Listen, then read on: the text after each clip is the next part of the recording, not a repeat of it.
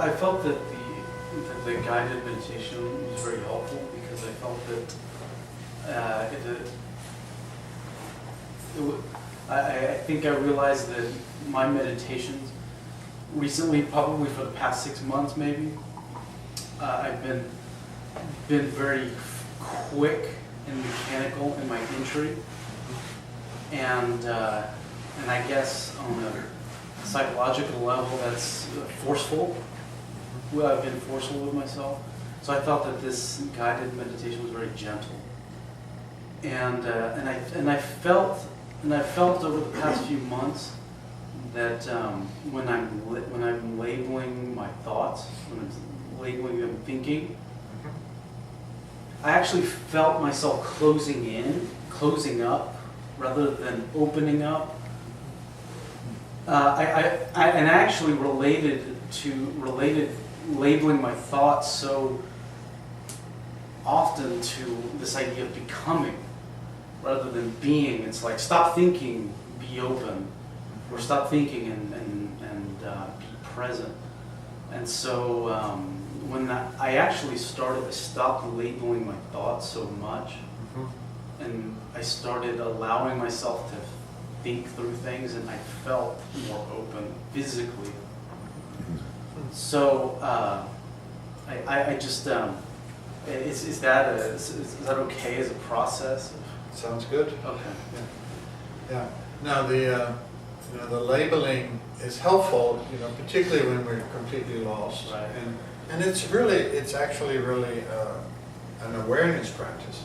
We're trying to become, the mindfulness is placing our mind on our breathing, but that's not the ultimate goal. The goal is to become aware of our mind and our world. And so by lightly labeling thinking, when we have those big thoughts that take us away, is just, that's what it is. I was thinking. But if you can't label every thought, and actually labeling thinking is a thought itself. Right. So it would be thinking. Like a hall of mirrors. So learning how to relax with that instruction and use it when it's helpful, but not particularly using it to try to get rid of thoughts, but acknowledging that's what it is. Mm-hmm.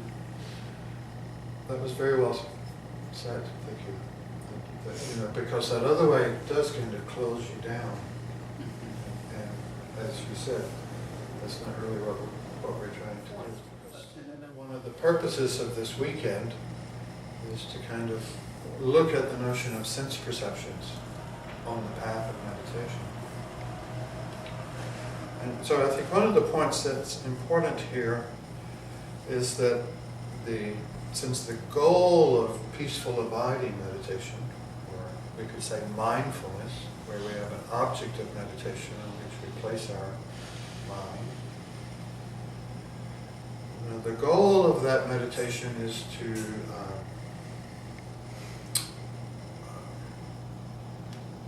work with the deeply ingrained habit of the mind to get distracted and to go away, to fly, to go away from the present moment.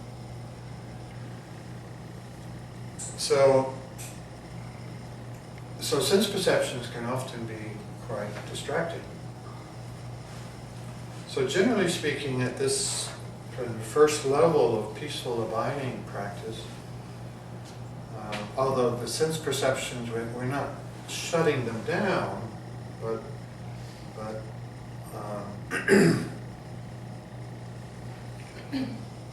we're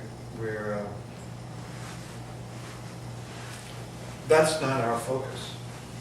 Our focus, our intention, is to be with the breathing.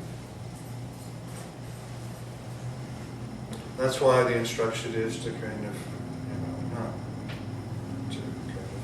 not be looking up and around so that things begin to catch our eye that our eyes are kind of down. Of course we hear things, we see things, those things continue to happen, and are not a problem, but that's not our, mindfulness has an object, always. We're placing our mind on an object, and that, if we kind of understand that, we can understand that at this level of meditation, sense perceptions are not emphasized.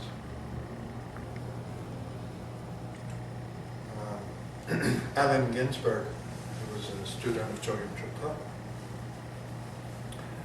told the story of after Chogyam Trungpa died in 1987. Allen was studying with several other Tibetan teachers. I forget their name. Forget who this teacher was that this story is about.